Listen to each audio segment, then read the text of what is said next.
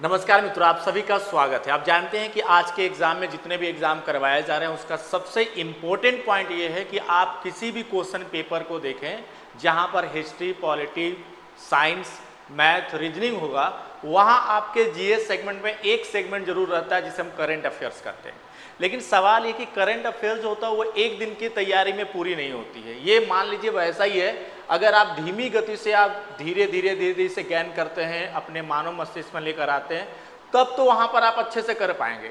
लेकिन आप सोचेंगे कि एक मैगजीन को पढ़कर आप डायरेक्टली पेपर में जाकर बैठ देंगे तो बिल्कुल नहीं याद होगा और वहाँ कहीं ना कहीं आप सिली मिस्टेक करके आ जाएंगे। तो इस समस्या का समाधान कर लें कि जहाँ चाहे आप रेलवे दे रहे हो, चाहे आप डीएसएसबी का एग्ज़ाम दे रहे हो, चाहे आप हरियाणा में कोई एग्ज़ाम दे रहे हो या भारत का किसी भी एग्ज़ाम में बैठ जाइए, करंट अफेयर्स वैसा ही है जैसे समझ लो कि दाल में नमक डालना। बिना नमक का कोई भी भोजन, मतलब अगर आप कोई बना रहे हो सब्जी वगैरह, अगर उसमें आप नमक ना डालो तो समझ लो बहुत ही नीरस हो जाएगा, टेस्टलेस हो जाएगा, है ना। ठीक वैसे ही आपको ध्यान देना है कि पेपर में जो करंट अफेयर्स आते हैं लगभग मान के चलो कि कई बार 10 क्वेश्चन, 5 क्वेश्चन, 6 क्वेश्चन, 8 क्वेश्चन ऐसे आ जाते हैं। ठीक है, तो सवाल यह है कि हम लोग इसको कैसे सॉल्व करें और कौन सा करंट अफेयर्स आपके लिए बहुत इंपॉर्टेंट है। न्यूज़ तो बहुत सारे आते हैं, लेकिन देखना यह है कि अगर न्यूज़ बहुत सारे आते हैं तो उसमें काम का चीज़ हमारे लिए क्या है, ये जानना बहुत ज़रूरी है। ठीक है, अखबार में बहुत सारे होते हैं, कई लोग तो 4-4 घंटे अखबार पढ़ते हैं, लेकिन आपका एक आइडिया होना चाहिए कि हमें कौन सा न्यूज़ अपने दिमाग में और अपने एग्जाम के लिए इम्पोर्टेंट है। ठीक है, तो देखिए न्यूज को अगर हम डिस्ट्रीब्यूट करें तो मुझे कम से कम तो आधा घंटा लगेगा कौन कौन सा टॉपिक पढ़ना है। लेकिन इतना आप जान जाइए कि आजकल आज के समय में प्रेजेंट टाइम में जो एक ग्लोबल प्रॉब्लम है, वैश्विक स्तर पर पूरे वर्ल्ड लेवल की जो एक प्रॉब्लम हुआ है आपका पर्यावरण, इन्वायरमेंट। ठीक है, हर एक देश पर्यावरण से जूझ रहा है कि भैया क्लाइमेट चेंज हो रहा है, तो कहीं ना कहीं कोरिलेट करके आपको डायरेक्टली क्वेश्चंस आपको मिल जाएंगे। ठीक है, तो आपको यहाँ पर देखना है कि पिछले 1.5 वर्षों में, मैं फिर से बता दूं, पिछले 1.5 वर्षों में पर्यावरण के क्षेत्र में, इन्वायरमेंट के क्षेत्र में क्या क्या घटनाएं घटी है, कौन कौन सा ऐसा इंसिडेंट है जो खास करके हमारे आपके पेपरों के लिए बहुत उपयोगी है। ठीक है, तो मैं यहाँ पर ये मानूंगा कि आप लोग थोड़ा सा ध्यान दीजिएगा कि इसके सेगमेंट क्या क्या होते हैं। एक एक टॉपिक, जैसे क्या होता है कि जब आप फिजिक्स पढ़ते हैं तो हर एक यूनिट होता है कि भाई हीट चैप्टर पढ़ना है, साउंड चैप्टर पढ़ना है। ठीक है, उसी तरह से आपके मोशन चैप्टर पढ़ना है। बायोलॉजी की जब हम बात करते हैं तो सर्कुलेटरी सिस्टम पढ़ना है। ठीक है, ठीक वैसे ही करंट अफेयर्स में एक सेगमेंट है, चाहे वो न्यूज इंटरनेशनल का हो चाहे वो नेशनल का हो, लेकिन किस बिंदु पर आपको, किस पॉइंट पे आपको काम करना, ये बहुत जरूरी हो जाता है। तो चलिए इसी संदर्भ में इसके रिगार्डिंग आज का जो टॉपिक है वो इन्वायरमेंटल साइंस से है। देखना यह है कि पर्यावरण के क्षेत्र में, इन्वायरमेंट के सेक्टर में क्या क्या घटनाएं घटी है और भारत सरकार वर्ल्ड लेवल पर, या आप कह सकते हैं कि वर्ल्ड लेवल पर जो इंटरनेशनल ऑर्गेनाइजेशन है वो क्या काम कर रही है। तो चलिए शुरुआत करते हैं क्वेश्चनों का।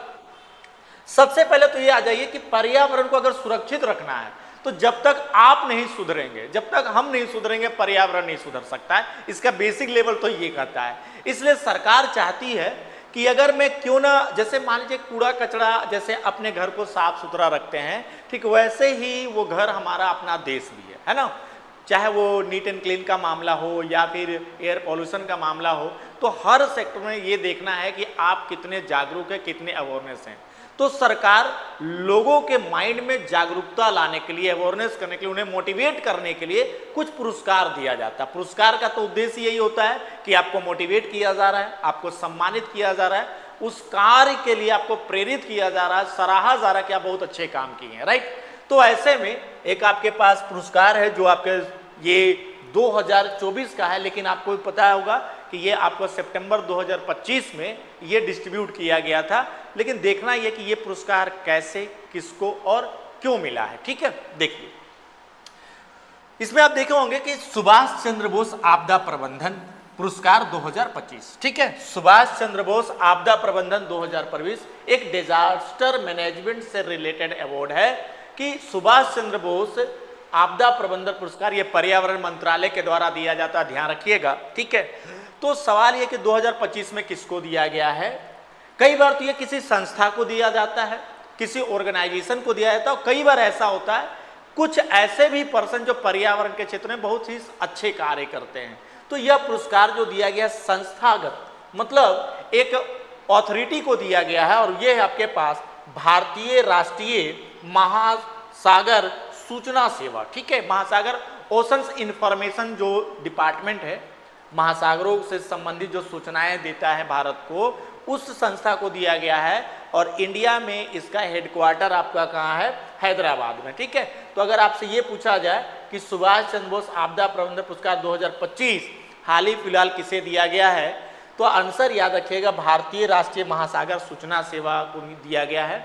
और यह जिसका हेडक्वार्टर जो है वो हैदराबाद में है, याद रखिएगा हैदराबाद में। ठीक है, क्या ये किसी पर्सन को दिया गया है? बिल्कुल किसी पर्सन को नहीं दिया गया, बल्कि ऑर्गेनाइजेशन को दिया गया। एक इंस्टीट्यूट है जो खास करके महासागरों में होने वाले जो आपदाएं, किसी प्रकार का साइक्लोन हो रहा हो या किसी प्रकार का तूफान आने की संभावना, वो इन्फॉर्मेशन देता है। उस संस्था को हम लोग ओशंस इंफॉर्मेशन सर्विस कहते हैं। ठीक है, जिसका हेडक्वार्टर इंडिया में कहाँ है? हैदराबाद में। क्लियर? चलिए, अगर मैं बात करूं कि क्या 2024 वाला, ये तो 25, ये 2024 है, ये 23 वाला 24 में, और 24 वाला 25 में, 25 वाला 26 में दिया जाएगा, इसका मतलब ये है। तो ये आपको ध्यान नहीं रखना है, लेकिन ये याद रखिएगा कि सुभाष चंद्र बोस आपदा प्रबंधन पुरस्कार 2024 की अगर हम कंपेयर करें तो ये आपका 60 पैराशूट फील्ड हॉस्पिटल जो खास करके आपका उत्तर प्रदेश में स्थित है, इसको दिया गया था। ठीक है, यह पुरस्कार सुभाष चंद्र बोस का, और सुभाष चंद्र बोस के नाम लेते ही आपको याद होगा, है ना, सुभाष चंद्र बोस ने हमारे देश में बहुत सारे ऐसे काम किए। पहले ये आईसीएस ऑफिसर हैं, ठीक है, देश में आईपीएस बनने वाले। और इतना भी आपको पता होगा कि जो सुभाष चंद्र आज़ाद हिंद फौज मोहन सिंह के बाद उनको ही मतलब कार्यभार दिया गया था। और ये भी याद रखिएगा कि 1938 में जब ये कांग्रेस के सम्मेलन में पार्टिसिपेट किए, उसके बाद जब इन्होंने 1939 में इस्तीफा वगैरह दे दिया, तो जाकर इन्होंने एक बहुत बड़ी संस्था बनाया जिसको फॉरवर्ड ब्लॉक कहते हैं। कौन सा ब्लॉक? फॉरवर्ड ब्लॉक के नाम से उसको जाना जाता है। चलिए आते हैं अगले पॉइंट पे। ठीक है, अगला जो बिंदु है वो बहुत ही बारीकी है, इसे हम लोग देख लेते हैं कि क्या न्यूज में रहा और क्यों ये चर्चा का विषय बना हुआ है, इंपॉर्टेंस क्यों हमारे एग्जाम के लिए। ठीक है, इसमें आप देखेंगे इसका नाम वन तारा का आजकल बहुत सी संस्था में है ना, अनंत अंबानी वन तारा के समझ लीजिए ये फाउंडर ही है। वन तारा के संस्थापक के रूप में अनंत अंबानी को, जो अनंत अंबानी है, इनको एक पुरस्कार दिया गया है। और ये पुरस्कार है आपका ग्लोबल ह्यूमन सोसाइटी। ठीक है, ग्लोबल ह्यूमन सोसाइटी जो पुरस्कार है, खास करके ये ऑर्गेनाइजेशन है, और ग्लोबल ह्यूमन सोसाइटी द्वारा पशु कल्याण के क्षेत्र में इनको ये पुरस्कार दिया गया। लेकिन इस अवार्ड का नाम क्या था? तो याद रखिएगा, अनंत अंबानी को ग्लोबल ह्यूमन सोसाइटी के द्वारा ग्लोबल ह्यूमैनिटेरियन अवार्ड बोला जाता है। ह्यूमैनिटेरियन, ग्लोबल ह्यूमैनिटेरियन अवार्ड दिया गया है, खास करके किस लिए? तो पशुओं को कल्याण के लिए, पशुओं को पालने के लिए और पशुओं को सुरक्षा के दृष्टि से सहयोग देने के लिए पुरस्कार दिया गया। ठीक है, ये वन तारा के संस्थापक है। ये एक छोटा सा बिंदु है। मेरा जो भी पॉइंट रहेगा वो पर्यावरण से रिलेटेड रहेगा। ठीक है, इन्वायरमेंट से रिलेटेड रहेगा। हम लोग इसे करंट अफेयर्स से लेकर इसे एक जीके के रूप में कोरिलेट करेंगे, सहसंबंध करेंगे, उसे जोड़ देंगे, ताकि आज के टाइम पे जो एग्जाम होता है वो जो घटनाएं घटता है उसी का वो जीके भी बना देता है, उसी के वो जीएस बना देता है, और वो आपको क्वेश्चन दे देता है और आप वहां से विचलित हो जाते हैं, आप डाइवर्ट हो जाते हैं। ठीक है, ठीक है। नेक्स्ट पॉइंट की अगर हम बात करें तो एक अभिनेत्री और वो पशु अधिकार समर्थन करती है। यहाँ जो आपका दीना नहीं बल्कि यहाँ पर रवीना होगा, सॉरी, रवीना टंडन। ठीक है, अभिनेत्री रवीना टंडन को हाल फिलहाल ये कह सकते हैं एक पुरस्कार दिया गया है जिसको आप कह सकते हैं पेटा इंडिया पुरस्कार। ठीक है, और पेटा इंडिया के द्वारा जो ये पुरस्कार दिया जाता है इसका नाम है person of the year award. अब सवाल ये है कि सर ये है क्या? पहली बात तो ये याद रखिए पेटा क्या है। ठीक है, पेटा है क्या? तो याद रखिएगा ये जो आपके पास है पीपल्स एथिकल ट्रीटमेंट एनिमल्स है, इसका पूरा नाम पीपल्स एथिकल ट्रीटमेंट एनिमल्स। ये क्या करता है? पशुओं को, खास करके जो पशु होते हैं, एनिमल्स होते हैं, उसके ऊपर थोड़ा नैतिकता का व्यवहार करें, उसे मारे नहीं, उसे काटे नहीं, उसे भगाए नहीं, या उसकी सुरक्षा करें, ये इसका काम होता है। और भारतवर्ष में अगर मैं बोलूं पेटा इंडिया का, तो भारतवर्ष में ये स्टेब्लिश हुआ था सन 2000 में, ठीक है। वैसे ये एक प्रकार का समझ लीजिए कि इंटरनेशनल ऑर्गेनाइजेशन है, जैसे रेड क्रॉस सोसाइटी, ठीक है। वो खास करके ऐसे समाज सेवा करता है, जैसे कहीं एक्सीडेंट वगैरह हो गया या कहीं पर किस तरह का दुर्घटना हुआ जिसमें मान लीजिए कि ट्रेन कहीं हो गया, बाढ़ आ गया, तो वो काम करती है, हेल्थ से रिलेटेड वो काम करती है। ठीक वैसे ही ये जो पेटा है ये खास करके वैसे लोग जो खास करके पशुओं से बहुत लगाव करते हैं, पशुओं को सुरक्षा के लिए बहुत बड़े बड़े संस्था खोल रखे हैं, उनको दिया जाता है। तो भारत की एक अभिनेत्री है, जानते होंगे आप उनको, नाम उनका क्या, नाम इनका है रवीना टंडन, और इनको person of the year award दिया गया। ध्यान रखिएगा, टाइम्स मैगजीन का नाम आप सुने होंगे। टाइम्स मैगजीन जो है ये न्यूयॉर्क की मैगजीन है और ये भी आपका पर्सन ऑफ द ईयर चुनते हैं, लेकिन यह जो अवार्ड है ये पेटा के द्वारा दिया जा रहा है वैसे लोगों को जो पशुओं पर अपना एथिकल व्यवहार बहुत अच्छा रखते हैं, उनके सुरक्षा का हर तरह से ख्याल रखते हैं। तो इनको दिया गया कि इनको रवीना टंडन को, और ये अवार्ड का नाम क्या है, पर्सन ऑफ द ईयर बोलते हैं, ठीक है। नेक्स्ट क्वेश्चन पे आते हैं, इसी पे समझ लेते हैं, थोड़ा आपको और समझा देते हैं कि है क्या। देखिए अगर मैं बात करूं इसके दूसरे नंबर का, अगर मैं थोड़ा सा ठीक है, देखिए ये जो आपके पास ये पॉइंट आपके लिए इंपॉर्टेंट है। आईएफएस अधिकारी सुषमा साहू को संयुक्त राष्ट्र पर्यावरण कार्यक्रम, जिसे हम लोग शॉर्टकट में UNEP कहते हैं, इनके द्वारा साल 2025 का चैंपियंस ऑफ द अर्थ पुरस्कार दिया गया। ये बहुत ही वेरी इंपॉर्टेंट क्वेश्चन है, ठीक है। पर्यावरण के क्षेत्र में, इन्वायरमेंट के सेक्टर में अगर मैं वर्ल्ड लेवल की बात करूं तो वर्ल्ड लेवल में सबसे बड़ा अवार्ड किसी पर्सन को जो दिया जाता है वो है आपके पास चैंपियंस ऑफ द अर्थ, ठीक है। चैंपियंस ऑफ द अर्थ 2022 में नरेंद्र मोदी जी को भी मिला था, लेकिन ध्यान रखिएगा आईपीएस अधिकारी हैं सुषमा साहू, क्या नाम इनका, सुषमा साहू को संयुक्त राष्ट्र पर्यावरण कार्यक्रम। अब थोड़ा यहां समझ लेते हैं। पहली पॉइंट, पर्यावरण से संबंधित, अगर मैं इन्वायरमेंट से संबंधित बात करूं, ईवीएस से रिलेटेड की बात करूं, तो पर्यावरण के संरक्षण के लिए, प्रोटेक्शन के लिए इंटरनेशनल लेवल पर कोई अगर ऑर्गेनाइजेशन है तो इस ऑर्गेनाइजेशन में एक संस्था है जिसका नाम है UNEP, ठीक है। UNEP ध्यान रखिएगा, यूनाइटेड नेशन इन्वायरमेंट प्रोग्राम, और ये जो आपका इसका हेडक्वार्टर है वो है आपके कहाँ, नैरोबी। इसका हेडक्वार्टर कहाँ है, नैरोबी। ध्यान रखिएगा हेडक्वार्टर इसका कहाँ है, नैरोबी है। क्लियर है यहाँ तक। और UNEP के द्वारा बहुत सारे अवार्ड दिए जाते हैं, खास करके पर्यावरण के क्षेत्र में जो बहुत अच्छा कार्य किया हो, वैसे ही उस अवार्ड में नाम है किसका, champions of the earth award, ठीक है। ये याद रखिएगा। इसके अलावे और भी पर्यावरण के संरक्षण के लिए कुछ काम करने वाली संस्था है, जैसे IPCC, ठीक है। ये है इंटर गवर्नमेंट, ध्यान रखिएगा, inter government panel climate change इसको कहते हैं, inter government panel on climate change. ये काम क्या करती है, तो ये जो आपका है पहला नंबर UNP क्या काम करता है, तो ये पॉलिसी बनाता है। याद रखिएगा, इन्वायरमेंट को प्रोटेक्ट करने के लिए पॉलिसी बनाता है कि कैसे पर्यावरण को संरक्षित किया जाए। कौन सी संस्था, UNEP।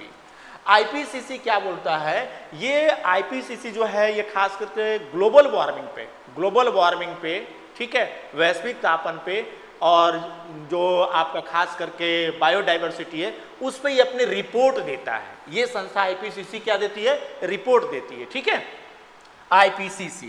अगर मैं तीसरे नंबर की बात करूं तो इसके अलावे अगर है आपके पास UNFCCC, United nation framework conservation climate बोलते हैं, या इसी को क्लाइमेट चेंज भी कहते हैं, UNFCC। इसका क्या काम है, इसका काम ये होता है कि भाई अगर वर्ल्ड लेवल पे अगर देखा जाए क्लाइमेट चेंज से रिलेटेड कोई अगर मुद्दा है, याद रखिएगा UNFCC क्लाइमेट चेंज से रिलेटेड, जलवायु परिवर्तन से संबंधित कोई मुद्दा है तो उसको निपटने के लिए, उसे ठीक करने के लिए ये कॉन्फ्रेंस वगैरह करवाती है। जैसे आप सुने होंगे कॉन्फ्रेंस ऑफ पार्टी, ठीक है। आज के समय में अभी हाल ही फिलहाल याद रखिएगा COP30, ठीक है, पेरिस सम्मेलन का आप नाम सुने ही होंगे कि ग्लोबल वार्मिंग को कम करना है, वैश्विक ताप को कम करना है, CO2 की मात्रा को कम करना है। तो इस टारगेट को पूरा करने के लिए सभी देशों ने क्या किया, पार्टिसिपेट किया जो पेरिस सम्मेलन हुआ था। और उसके अलावे ये कहा जाता है कि जब से वो मीटिंग होना शुरू किया, 1 नंबर का, 2 नंबर का, 3 नंबर का ये मीटिंग होता है, पूरा नाम कॉन्फ्रेंस ऑफ पार्टी बोलते हैं इसको। हाल ही फिलहाल मतलब नवंबर 2025 में 30वें नंबर का हुआ। और ये जो आपके 30वें नंबर का हुआ कहाँ हुआ था, ब्राजील में हुआ था, याद रखिएगा कहाँ हुआ था, ब्राजील में हुआ था। तो ये थोड़ा सा आपको याद रखना पड़ेगा कि पर्यावरण के क्षेत्र में इंटरनेशनल लेवल पर अगर कोई संस्था काम करती है तो UNEP, IPCC, UNFCCC और इसके अलावे एक और संस्था जिसको बोलते हैं IUCN। ध्यान रखिएगा उस संस्था को क्या बोलते हैं, IUCN।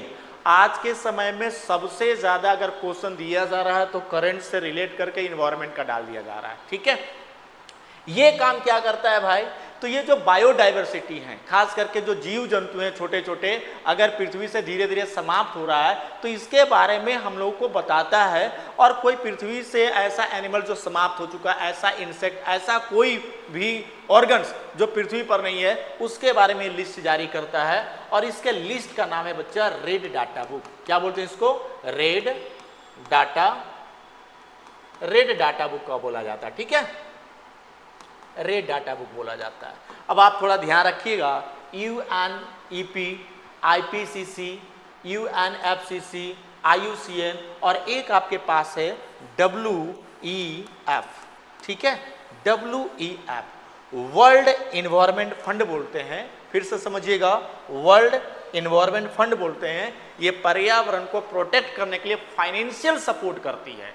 मान लीजिए कि किसी देश के पास खाने के लिए पैसा नहीं है तो पर्यावरण को कितना ज़्यादा स्ट्रॉन्ग करेगा या पर्यावरण को कितना बचाएगा, तो उसके लिए एक्स्ट्रा पैसा देते कि भाई लो पैसा और तुम अपने यहाँ इकोसिस्टम को मजबूत रखो, स्ट्रॉन्ग रखो।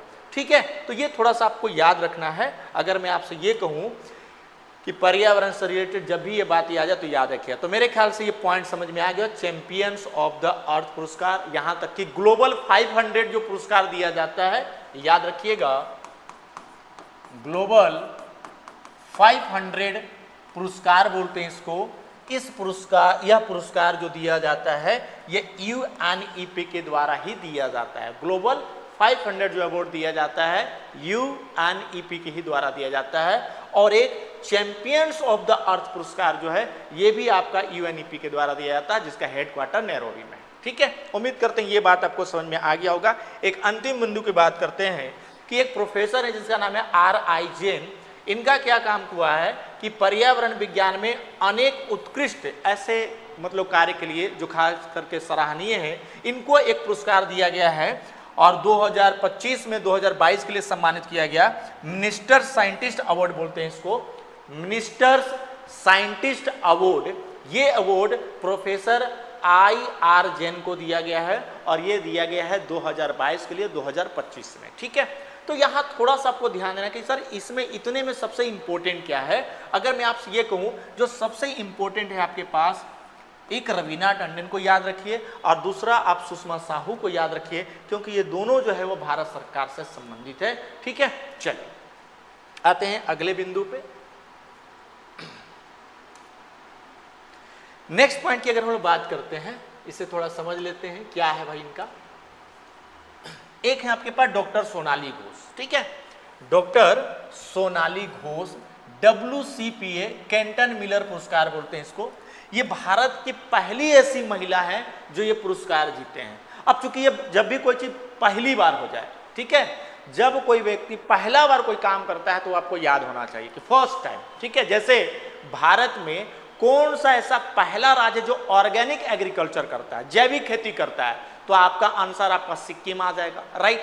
तो ऐसे में जब भी आपको फर्स्ट टाइम ये लगे कि ये पहली बार ऐसा कोई कार्य किया गया है तो ये आपको ध्यान रखिएगा।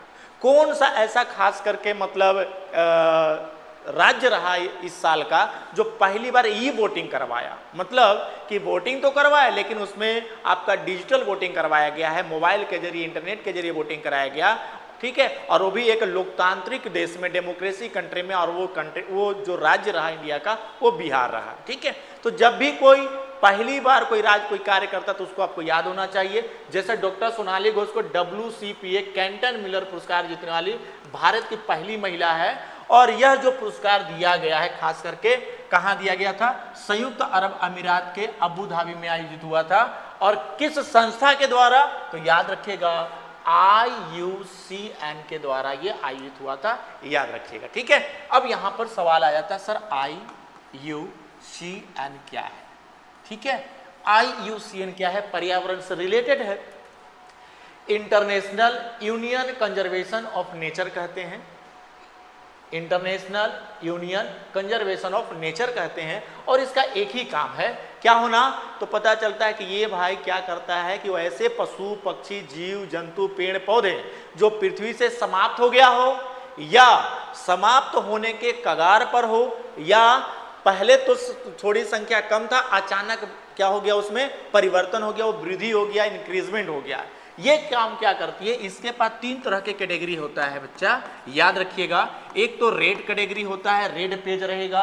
दूसरा इसके पास पिंक रहेगा और तीसरा इसके पास जो रहेगा वो ग्रीन रहेगा, ध्यान रखिएगा।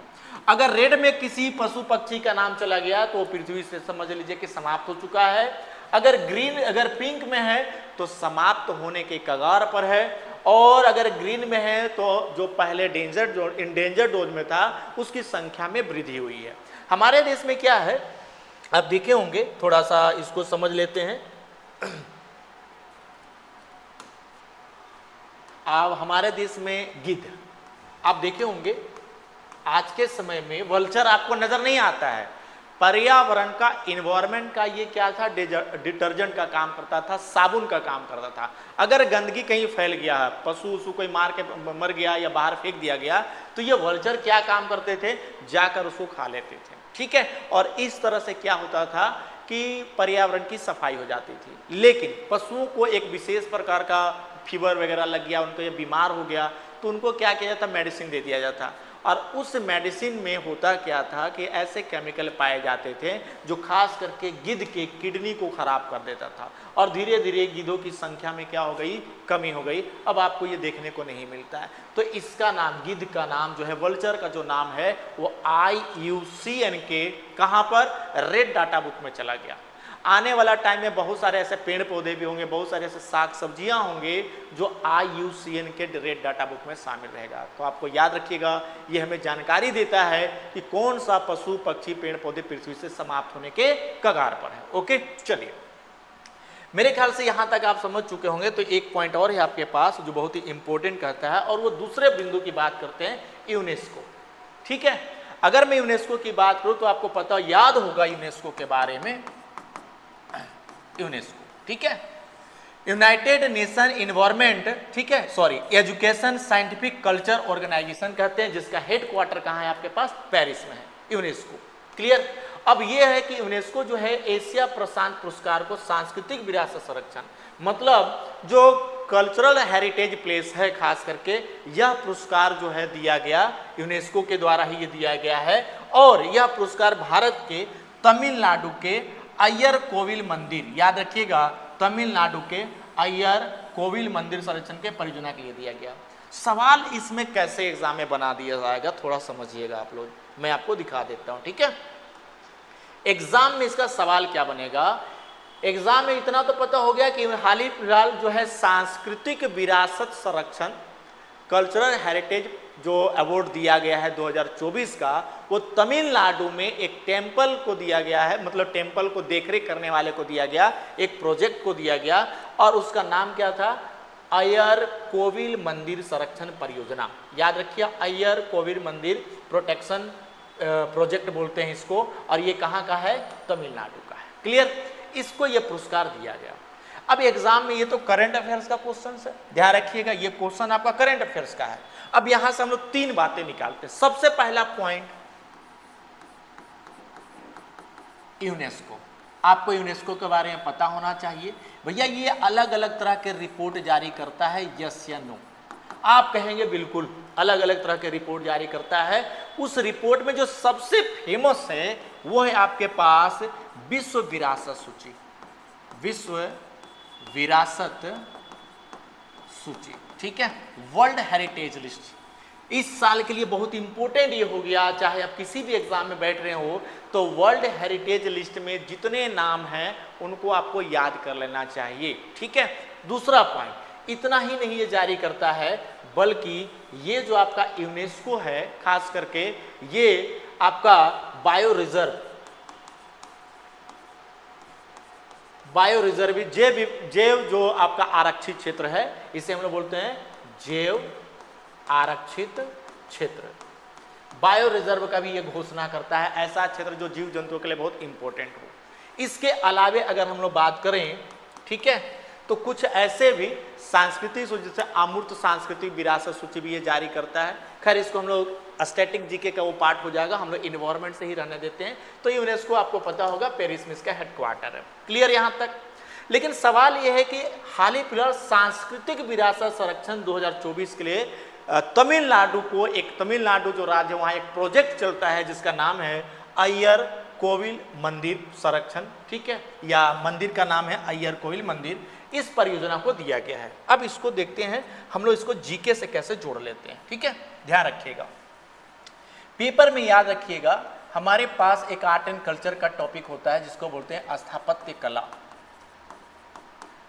इसे हम लोग आर्किटेक्चर कहेंगे। और भारत में अगर आर्किटेक्चर हर जगह का हो सकता है, भारत में जो मंदिरों का जो स्वरूप है, खास करके मंदिरों को बनाने का जो स्टाइल है, टेम्पल को डिजाइन करने का जो स्टाइल है, वो 3 तरह के ही हो सकते हैं। ठीक है, एक आपके पास है खास करके नागर शैली, नागर आर्किटेक्चर बोलेंगे इसे। कौन सा आर्किटेक्चर? नागर आर्किटेक्चर। ठीक है, दूसरे को क्या कहते हैं, ध्यान रखिएगा, जो मैं बता रहा हूं ये क्वेश्चन है आपके पास करंट अफेयर्स का, लेकिन इसको जीके में कैसे आपको पूछ दिया जाएगा इसको याद रखना है। ठीक है, नागर शैली है हमारे यहाँ मंदिर बनाने का स्टाइल भारतवर्ष में, और एक है बच्चा आपके पास द्रविड़ शैली, द्रविड़ आर्किटेक्चर बोलेंगे, द्रविड़ शैली। ठीक है, और तीसरा जो आपके पास है इसे हम लोग बेसर शैली बोलते हैं। कौन सी शैली बोलेंगे? बेसर शैली बोलेंगे या बेसर आर्किटेक्चर बोलेंगे। अब इसको थोड़ा सा देखिएगा क्या ये काम करता है। ठीक है, अगले बिंदु की अगर मैं बात करूं, मैं इसी पॉइंट को बता रहा हूं आपका, अभी तक मैं यहीं पर हूं। ठीक है ना, जब मैं बात करता हूं खास करके इंडिया का कि सर ये मंदिर कहां कहां पाए जाते हैं, तो आपको याद करने में बहुत परेशानी होगी, है ना। थोड़ा याद रखिएगा। अगर मैं भारत के नक्शे पे इसकी बात करता हूं, इंडिया मैप के जरिए मैं समझाना चाहता हूं, तो देखिएगा कौन सा मंदिर कहां है। मतलब एग्जाम में पूछ दिया जाएगा कि ये बताइए अय्यर कोविल मंदिर कहां है, तो आंसर याद रखिएगा तमिलनाडु में है। अय्यर कोविल मंदिर जो है किस कला से बना हुआ, कौन सा स्थापत्य डिजाइन करने वाला का नाम क्या है, तो ये आपको बताना पड़ेगा। तो ये हमारा भारतवर्ष हो गया। मतलब मैं समझने के लिए बता रहा हूं सिर्फ। ठीक है, इतना फास्ट करना है काम, थोड़ा सा याद रखिएगा। चलिए अब एक बात समझिए, थोड़ा इस पे ध्यान देते हैं। अगर मैं आपसे ये कहूं कि ये जो हमारा सेगमेंट है, खास करके देखिए हिमालय से लेकर, खास करके हिमालय से लेकर जो आपका विंध्य क्षेत्र है, ठीक है, विंध्य क्षेत्र, विंध्य पर्वत आपका नाम सुने होंगे, विंध्य पर्वत तक का ये वाला क्षेत्र में, इन क्षेत्रों में खास करके जो पाया जाता है बच्चा, वो है नागर शैली। कौन सी शैली? नागर शैली। ठीक है, इधर के जो मंदिर पाए जाएंगे, उत्तर भारत के जो मंदिर है, हिमालय से लेकर विंध्य पर्वत के मध्य में जो हैं, जो भी टेम्पल हैं, वो खास करके नागर शैली पर है। क्लियर? आते हैं दूसरे पॉइंट पे। अगर मैं बात करूं खास करके कि विंध्य पर्वत से लेकर जो आपका खास करके कन्याकुमारी तक, कहां तक? कन्याकुमारी तक, विंध्य पर्वत से कृष्णा नदी से नीचे, कृष्णा नदी तट से लेकर नीचे तक का ये जो एरिया है आपका, ये आपका खास करके क्या है, तो ये एरिया में द्रविड़ शैली है। कौन सा शैली? द्रविड़ शैली। ठीक है, और ये बीच वाला तो कुछ थोड़ा बहुत जो एरिया बढ़ जाता है, छीटपुट इलाका है, मतलब जहां नागर शैली का स्टाइल और द्रविड़ शैली का स्टाइल दोनों अगर मिक्स हो जाए तो हम उसे बेसर शैली कहते हैं। ठीक है, अगर मैं आपसे ये कहूं कि जो टेम्पल खास करके राजस्थान में पाए गए हैं वह किस स्टाइल पर बना होगा, ठीक है। जैसे माउंट आबू, दिलवाड़ा का मंदिर देख रहे होंगे, माउंट आबू पर जो आपका है, वो दिलवाड़ा का माउंट आबू वाला जो टेम्पल है वो किस शैली पर है, तो आंसर क्या आ जाएगा, नागर शैली पे। समझ रहे हैं बात को। अगर मैं बोलूं कि तमिलनाडु, कर्नाटक, केरल में कोई अगर टेम्पल है तो ज्यादातर परसेंटेज आपका क्या रहेगा, द्रविड़ शैली का। तो बताइए, द्रविड़, तमिलनाडु आपका दक्षिण भारत में है, याद रखिए दक्षिण भारत के जो आपका मंदिर हैं, खास करके जो आपका मध्यकालीन समय में बनाए गए हैं, ठीक है, तो वो आपका कौन सा रहेगा, वो आपका रहेगा कौन सा, द्रविड़ शैली का रहेगा। अब देखिए द्रविड़ शैली की क्या पहचान है, द्रविड़ शैली मंदिर कैसे पहचानोगे, बस यहीं पर कंप्लीट कर लीजिए। याद रखिएगा जिसमें आधार नहीं, एकदम सीधा ऐसा रहेगा, ठीक है। बृहदेश्वर मंदिर आप सुने होंगे, राजराजेश्वर मंदिर भी कहा जाता है, बृहदेश्वर मंदिर, ये आपका समझ लीजिए क्या है, आपका इस तरह का पिरामिड शेप का रहेगा, इसमें बड़ा सा गेट रहेगा, ध्यान रखिएगा, ओके। और बीच में यहाँ पर मेन घर रहेगा जिसको गर्भगृह करते हैं, यहाँ पर मूर्ति स्थापना होगी, इसको तो हम लोग क्या बोलेंगे, ये बोलेंगे द्रविड़ शैली। इसमें जो भी चट्टान होंगे एक ही चट्टान को काट काट कर बनाया जाएगा, एक आसम चट्टान से बनाया जाता है, ठीक है। लेकिन जब आप घरों में रखते हैं मूर्ति को तो किसी ऐसे छोटे से हम लोग चौकी बना लेते हैं, इस तरह के ऊपर में प्रतिमा को स्थापना किया जाता है, राइट, इसमें बना लेते हैं जो भी प्रतिमा रखते हैं। तो जब किसी प्रतिमा को, मूर्ति को ऊपर रखा जाता है, ठीक है, चबूतरा रहेगा, इस तरह का आपके पास हो सकता है, ध्यान रखिएगा, ये इस तरह का रहेगा, और यहां पर आपका खास करके मंदिर रहेगा, इस तरह का फ्लैग ऊपर में लगा हुआ रहेगा। तो जब आप मंदिर पर चढ़ने के लिए सीढ़ियों का इस्तेमाल करते हैं, ध्यान रखिए मंदिर पर चढ़ने के लिए सीढ़ियों का इस्तेमाल करते हैं, तब जाकर मुख्य मंदिर में जाते हैं, और उसमें कई छोटे छोटे मंदिर जुड़े हुए रहेंगे, उसमें एक ही भगवान रहेंगे, कई तरह के भगवान रहेंगे, वो आपका कौन सा शैली है, नागर शैली है। तो उत्तर भारत में ज्यादातर नागर शैली के टेम्पल है। अब अगर दोनों स्टाइल मिले, नागर शैली और ये वाला द्रविड़ शैली, ठीक है, तो बोलिएगा बेसर शैली है। चलिए, मेरे ख्याल से आप दोनों बात समझ में आ गया होगा आपको। अब थोड़ा आगे बढ़ते हैं, ठीक है, नेक्स्ट क्वेश्चन पे आते हैं। ये आपका कंप्लीट हो गया, इस पे थोड़ा बात कर लेते हैं, बड़ा इंपॉर्टेंट पॉइंट है। यूएनपी, अभी मैंने बताया यूएनपी भारतीय पर्यावरण, माधव गॉडविल को लाइफ टाइम अचीवमेंट अवार्ड दिया गया है। ध्यान रखिएगा ये 2024 के लिए सम्मानित हुए थे। यूएनपी मैंने बोला अर्थ चैंपियंस अवार्ड दिया जाता, 2024 में 6 व्यक्ति को दिया गया, जिसमें से एक व्यक्ति भारत के थे, उनका नाम क्या था, माधव गॉडगिल को लाइफ टाइम अचीवमेंट अवार्ड दिया गया था यूएनपी के द्वारा, ठीक है। तो अर्थ चैंपियन अवार्ड्स में अलग अलग सेगमेंट होते हैं, तो इसमें से जो लाइफ टाइम अचीवमेंट अवार्ड है ये किसको दिया गया है, या आपका किसको दिया गया, माधव गॉडगिल को दिया गया था। नेक्स्ट अगर हम बात करें तो ये है आपके पास खास करके यूएनपी द्वारा घोषित चैंपियन पुरस्कार में 6 लोगों को दिया गया, उसमें से माधव गॉडगिल को भी शामिल थे, बस सेम कंडीशन है तो आपको याद नहीं रखना उतना। यूएनपी अर्थ जो चैंपियंस अवार्ड है वो देती है। अब आते हैं अगले बिंदु पे, मेरे ख्याल से 2-3 बातें आपको याद होना चाहिए, ज्यादा पर्यावरण से नहीं पूछा जाता, 3 ही सेगमेंट होते हैं, एक अवार्ड, दूसरा पुरस्कार जो दिया गया, तीसरा कि कोई कॉन्फ्रेंस हुआ है या नहीं हुआ, और चौथा क्या कोई फॉरेस्ट रिपोर्ट आया है या नहीं आया, या भारत में उसकी स्थिति क्या है, ठीक है। नेक्स्ट बिंदु पे आते हैं।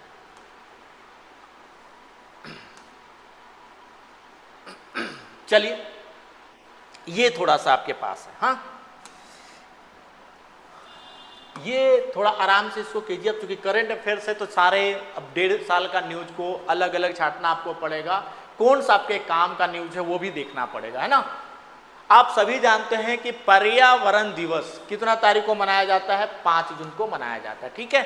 1 तो जून अभी चलने, आज से स्टार्ट हो गया, आज 1 जून है, ठीक है। इस बार ध्यान रखिएगा जून को, 5 जून 2025 को पर्यावरण दिवस, ठीक है, अवसर पर ग्रीन सोसाइटी ऑफ इंडिया ने, ग्रीन सोसाइटी ऑफ इंडिया एक ऑर्गेनाइजेशन है, प्रसिद्ध दार्शनिक और लेखक आचार्य प्रशांत, आप देखे होंगे यूट्यूब चैनल वगैरह पे, आचार्य प्रशांत जो आईएएस परीक्षा वगैरह पास करके आईआईटी वगैरह करके आजकल फिलोसफर बने हुए हैं, दार्शनिक हैं, लोगों को मोटिवेट करते हैं, बताते हैं कि किस पे आपको ध्यान देना है, किस पे आपको ध्यान नहीं देना है ना, पूजा किस हद तक करना चाहिए, इनके बारे में ये बताते हैं। तो इन्हें जो है खास करके ये सम्मान दिया गया है, पर्यावरणविद पुरस्कार सम्मानित किया गया है।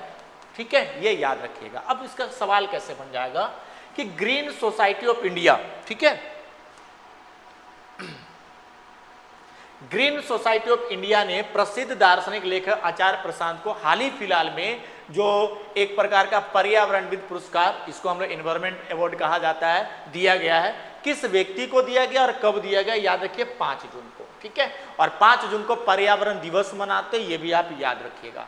नेक्स्ट पॉइंट की हम लोग बात करते हैं, अगस्त 2025 में आयोजित होने वाले 78वें लोकार्नो फिल्म फेस्टिवल। देखिए ये बड़ा इंपॉर्टेंट क्वेश्चन है, लोकार्नो फिल्म फेस्टिवल, यहाँ अभिनेत्री ना बोल के, हाँ ठीक है, अभिनेत्री को प्रतिष्ठित निर्देशक, निर्माता और लेखक अवतार पायनी को एक दिया गया है अवार्ड, जिसको हम लोग बोलते हैं पार्टी डी ऑनर, या इसे हम लोग तेंदुआ पुरस्कार भी कहते हैं। पार्टी डी ऑनर या तेंदुआ पुरस्कार भी कहते हैं, थोड़ा थोड़ा साफ साफ मैं लिख देता हूं।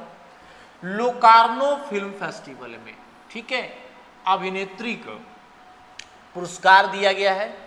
इस पुरस्कार को किस नाम से जाना जाता है, तो बोलते हैं पार्टी डी ऑनर बोलते हैं, या इसे तेंदुआ पुरस्कार भी कहते हैं। तो ध्यान रखिएगा, इसमें अगर आपसे पूछ दिया जाए कि भाई हाल ही फिलहाल में कौन सा पुरस्कार दिया गया है, किसमें, लोकार्नो फिल्म फेस्टिवल में, तो याद रखिएगा तेंदुआ पुरस्कार। ठीक है, अब ये थोड़ा ज़्यादा नहीं, चूंकि ये भारत के तो नहीं है, लेकिन चूंकि ये पर्यावरण से रिलेटेड है, तो ये आपको थोड़ा सा याद रखिएगा। नेक्स्ट क्वेश्चन की अगर हम लोग बात करें, विश्व खाद्य पुरस्कार 2025, ये याद रखिएगा, आप लोग नाम सुने होंगे FAO। ठीक है, ये फूड एग्रीकल्चर ऑर्गेनाइजेशन है, जिसका हेडक्वार्टर आपके कहाँ है, रोम में, इटली के रोम में इसका हेडक्वार्टर है, और इसके द्वारा विश्व खाद्य पुरस्कार दिया जाता है। याद रखिएगा किसको दिया गया है, तो ब्राजील के वैज्ञानिक मोरियंगुल हंगरिया को दिया गया है, कृषि में योगदान के लिए दिया गया है, ये आपको याद रखना। ठीक है, इससे रिलेटेड बस इतना ही याद रखिएगा, ब्राजील के वैज्ञानिक को दिया गया है। और लास्ट क्वेश्चन आपके पास है कि प्रसिद्ध भारतीय कवि अमिताभ घोष को 2024 का इरास्मस पुरस्कार दिया गया है, किस वजह से दिया गया है, तो याद रखिएगा ये पुरस्कार साहित्य के माध्यम से जलवायु संकट को उजागर करने के लिए दिया गया। मतलब इन्होंने क्या किया है, ये लेखक है अमिताभ घोष, याद रखिएगा अमिताभ घोष एक लेखक है, और इन्होंने अपनी पुस्तक के माध्यम से जलवायु परिवर्तन में होने वाले संकट को उजागर किया है। मतलब एक डर पैदा किए हैं मनुष्य में कि भाई ऐसा करोगे तो पृथ्वी अब नहीं बचेगा। ठीक है, तो इनके लिए यह पुरस्कार दिया गया है, ये थोड़ा सा आपको याद रखिएगा। नाम है इरास्मस पुरस्कार। कौन सा, इरास्मस पुरस्कार। किस व्यक्ति को दिया गया है, अमिताभ घोष को दिया गया है, यह आपको याद रखना। ओके, चलते हैं नेक्स्ट बिंदु पे। अब यहां पर थोड़ा सा याद रखिए, कुछ फेमस क्वेश्चंस हैं जो आज के समय में पूछे जाने की संभावना ज्यादा है। अगर मेरे बातों को आप सुन रहे होंगे, समझ रहे होंगे, और आप कितने अभी तक पानी में हैं, क्या वाकई में, देखिए आप 1 साल से पढ़ाई कर रहे हैं, 2 साल से पढ़ाई कर रहे हैं, 3 साल से कर रहे हैं, यदि आपके रिजल्ट नहीं हो रहे हैं तो खामियां जो है वो क्वेश्चन पेपर में नहीं है, वो खामियां कहीं ना कहीं आप में जरूर हो सकता है, कुछ इंसिडेंट को छोड़कर। ठीक है, तो इसके लिए जरूरी है कि आप हर एक सेगमेंट, चाहे वो हिस्ट्री का हो, पॉलिटी का हो, जीके का हो, मैथ्स का हो, रीजनिंग का हो, हर एक चैप्टर पे कम से कम तो 80% तो पकड़ होनी ही चाहिए। ठीक है, अब इस क्वेश्चन का आंसर आपको देना है। एक बार इस क्वेश्चंस का आंसर आप कमेंट्स करके जरूर दीजिएगा कि इसका क्या आंसर होगा। मैं फिर भी एक बार अच्छे से आपको देख लेता हूं कि क्वेश्चन क्या कहता है। ये हिंदी इंग्लिश दोनों में है, आप इसको अच्छे से देख लीजिए, समझ लीजिए। अगर आप देख रहे हैं, समझ रहे हैं, तो इस क्वेश्चन का आंसर पढ़िए, समझिए। मैं एक बार बता देता हूं। ठीक है, लिखा हुआ है कि गोल्डमैन पर्यावरण पुरस्कार 2024, जिसे अक्सर ग्रीन नोबेल पुरस्कार कहा जाता है, के संबंध में निम्नलिखित कथनों पर विचार कीजिए। आज का जो पेपर आ रहा है, चाहे वो सिविल सर्विस का पेपर हो या पीसीएस का पेपर हो, उसका नेचर बदल गया है। पीवाईक्यू को करने से यही फायदा है कि भाई क्वेश्चन का औकात क्या है और क्वेश्चन हमसे क्या पूछता है। वन लाइनर का जमाना तो अब चला गया है, आपको थोड़ी गहराई में जाना पड़ेगा, आपको थोड़ा एजम्पशन को समझना पड़ेगा, तब जाकर आप आंसर दे पाएंगे। चलिए लास्ट में ये पढ़ लेता हूं कि उपयुक्त कथनों में से कौन सा सही है। स्टेटमेंट ट्रू पकड़ना है। जाहिर सी बात है जब कथन सही बोला होगा तो ये आपका गलत गलत कथन भर दिया होगा, है ना। चलिए देखते हैं। यह दुनिया के 6 बसे हुए भौगोलिक क्षेत्र में से प्रत्येक के जमीनी स्तर के पर्यावरण के नायकों को सम्मानित करता है। एक तो ऑप्शन ये है, कौन सा अवार्ड?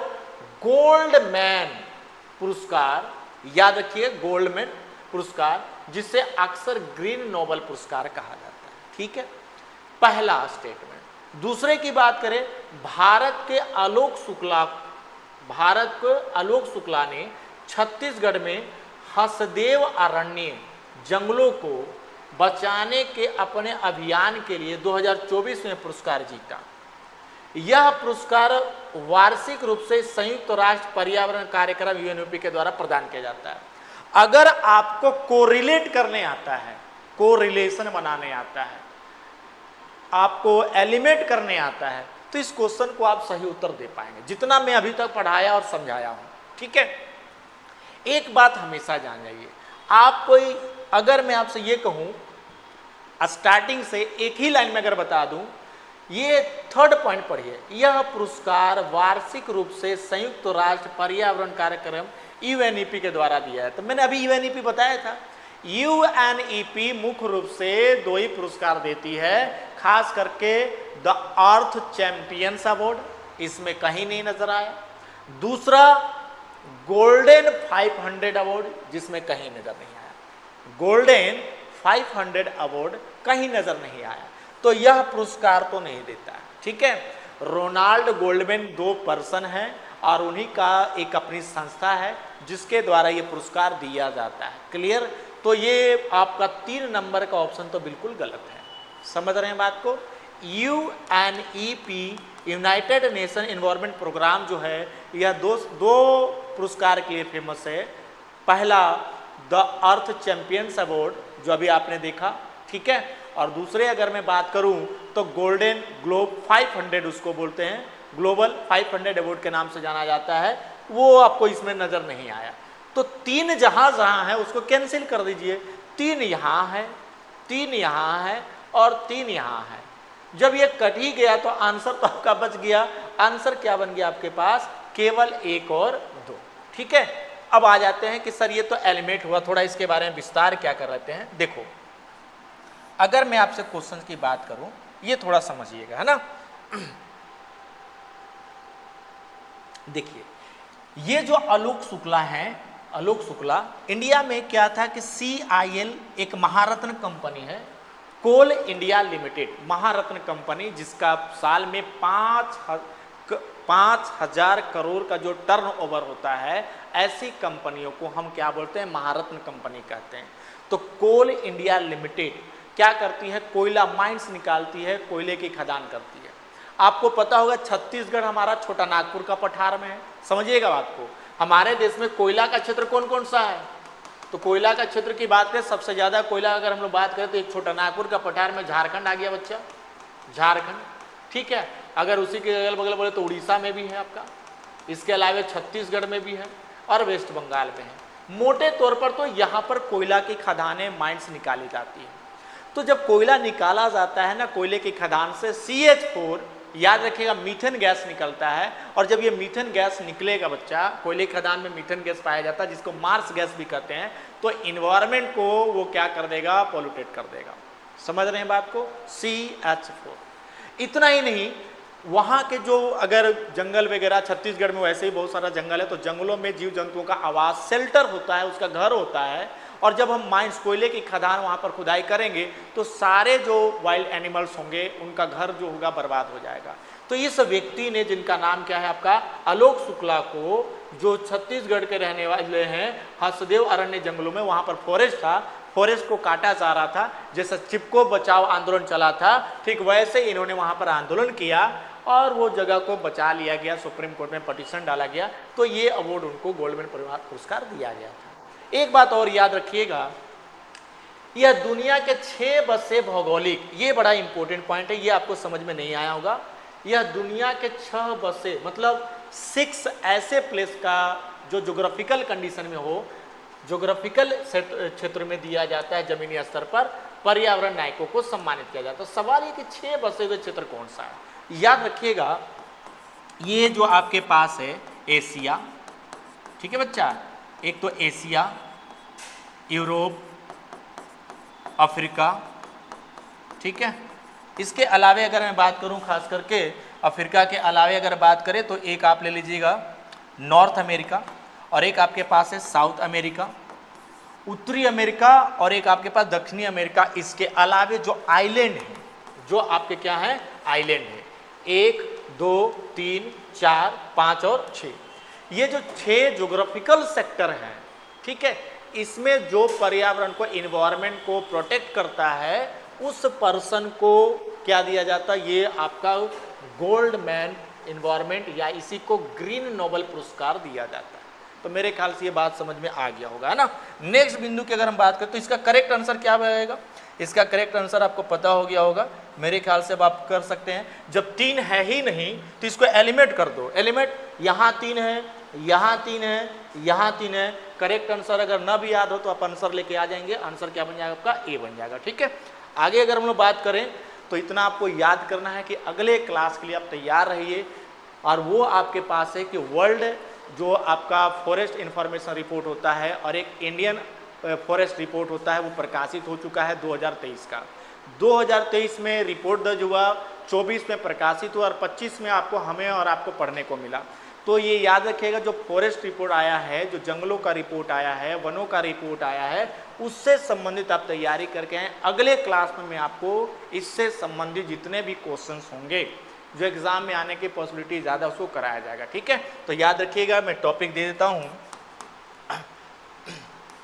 ISF, ठीक है, Indian forest survey of India कहा जाता है। इससे रिलेटेड हम बात कर रहे हैं, तो इसको आप याद रखिएगा, ISFR कर लीजिएगा। ये आपका खास करके पेपर में आपको पूछा जा सकता है। तो चलो आज के लिए इतना ही, मिलते हैं अगले क्लास में। जय हिंद।